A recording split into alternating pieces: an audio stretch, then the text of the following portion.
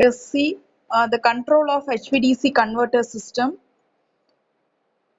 Already, I have to say the control of HVDC converter system having major advantages of HVDC link is controllability of transmitted power through the control of firing angles of the converters.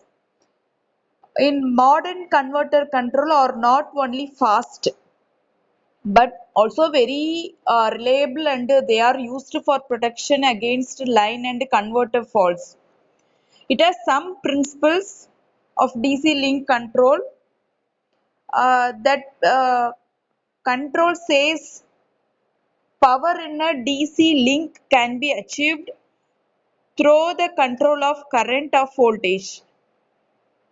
From minimization of loss consideration, we need to maintain constant voltage in the link and adjust the current to meet the required power. The content says for classification AC to DC conversion principle, basic functions, additional functions, operating mode. Come, let's go with the AC to DC conversion principle.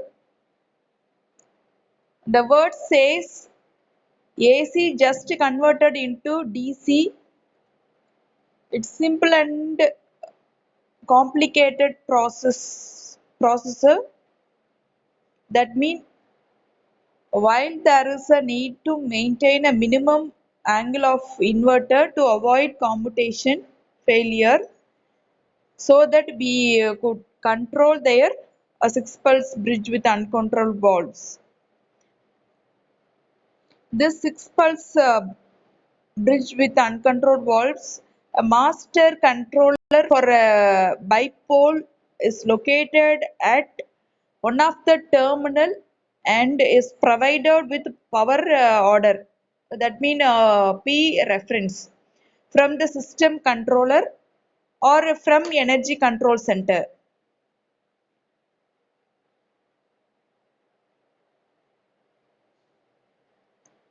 This individual category has other information such as AC voltage at the converter bus, a DC voltage, etc. The master controller transmits the current order I reference, transmits the current order in the sense reference of I to the pole control unit, which in turn provides the firing angle order to the individual valve group. That means converter.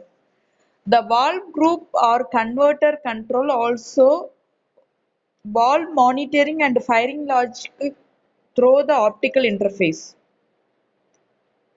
It also includes bypass pair selection logic, the commutation failure protection. Already I told you all, commutation in the sense automatically turn off the switch. Commutation having two classification: natural commutation, forced commutation. Basically, the inbuilt system having natural commutation, manual system having forced commutation. So commutation is automatically turned off the functionate switch. So commutation failure protection and tap changer control.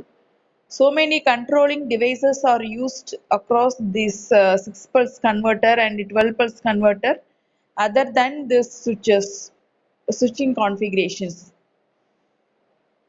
Then consider N series connected bridges, not only 6 pulses, 12 pulses. N series yes.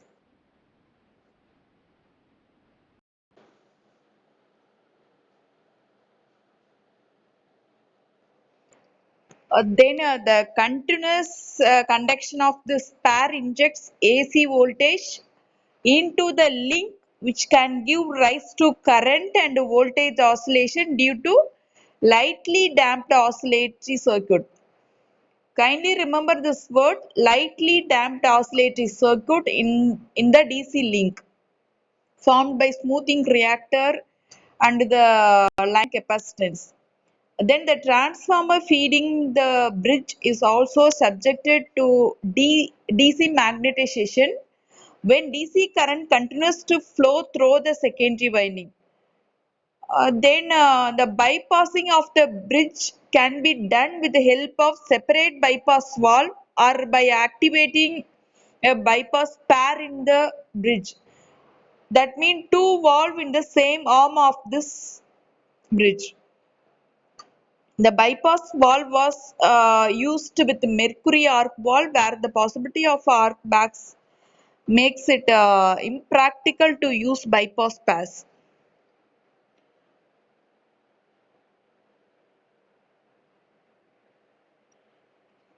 Then with thyristor valve, the use of bypass pair is the practice as it saves the cost of an extra valve. With the selection of bypass pair, with the selection of bypass pair 1 and 4 the commutation from valve 2 to 4 is there. But the commutation from valve 3 to valve 5 is prevented. In this case, a predetermined choice of the bypass path, the time lapse between the blocking command and the current transfer to bypass path can vary from 60° to 180°. For a rectifier bridge, on the 60° and 180° for a rectifier bridge only. In the inverter, there is no a time lag involved in the activation of the bypass pair. I show you here what I told to you, the circuit mentioned here.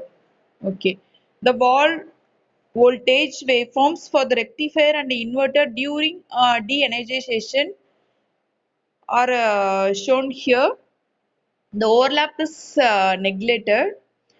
The current from bypass pair is shunted to a mechanical switch S1.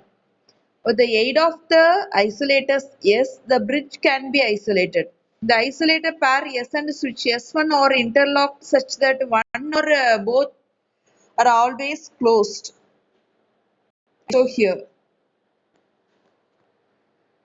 then the energization of a blocked bridge is done in two stages. The current is first diverted from S1 to the bypass pair. For this to happen, S1 must generate the required arc voltage, and to minimize this voltage, the circuit inductance must be small. In case the bypass pair fails to take over the current, S1 must close automatically. If the current in that does not become zero after a predetermined time interval. AC breakers with sufficient arc voltage but with reduced breaking capacity are used as switch S1. I show here. In the second stage of energization, the current is diverted from the bypass pair. For the rectifier, this can take place instantaneously, neglecting overlap. The voltage waveform for this case are shown below of this wave. Yes, this representation. Next, startup of DC link. There are two different startup procedure depending upon the condition of converter firing controller provides a short gate pulse or long gate pulse. A long gate pulse lasts nearly 120°, the average conduction period of a valve. Startup with long pulse firing, there is three classification. D block inverter at about gamma equal to 90°, D block rectifier at gamma equal to 85°, a ramp up voltage by inverter control and the current by rectifier control. Then start up with short pulse firing. Yes. Open bypass switches at one terminal. Next, deblock the terminal and load to minimum current in the rectifier mode. Third one is open bypass switch at the second terminal and commutated current to the bypass pair. Next, start the second terminal also in the rectifier mode. Fourth, the inverter terminal is put into the inversion mode. Sixth, ramp up voltage and current. The voltage is raised before rising the current. This permits the insulation of the line to be checked before rising the power. Then the ramping of power avoids stressors and the generator shaft. Then the switching surges in the line are also reduced. The required power ramping rate depends on the strength of the AC system. Then weaker system require fast restoration of DC power for maintaining transient stability. This is switching configuration of 6 pulse converter. Mentioned different colors across the switches because the operating mode categories. So the current order is obtained as the quantity derived from the power order by dividing it by the direct voltage. The limits on the current order are modified by the voltage dependent current order limit. Simply, the voltage dependent current order limit called VDCOL. The VDCOL means voltage dependent current order limit. The objective of this voltage dependent current order limit is to prevent an individual thyristor from carrying full current for long period during commutation failure. Then the basic functions having some initial determination. The initial determination depends generating fire pulse to the thyristor valve. And then after the generation, a transformer tap changer also included because the transformer tap changer always sensible their generating voltage limit. So the transformer tap changer also include across their firing pulse sequence. Third one is determine proper position of breakers, disconnector and grounding switches.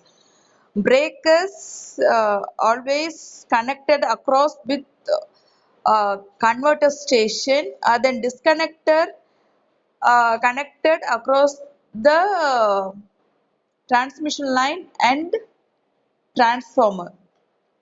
Then grounding switches connected across the AC filters.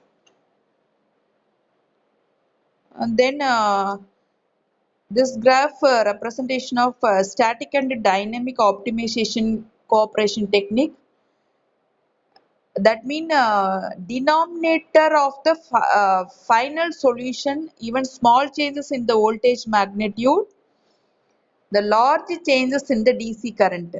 So we must follow the tap changer and breakers, grounding switches, then firing pulses. So all those things must concentrate because of even raised a simple problem that will be a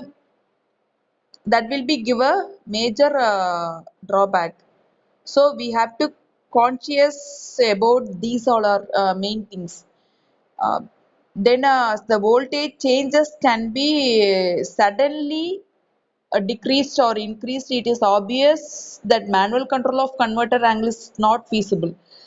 Hence, the direct and the fast control of current by varying firing angle and extinction angle.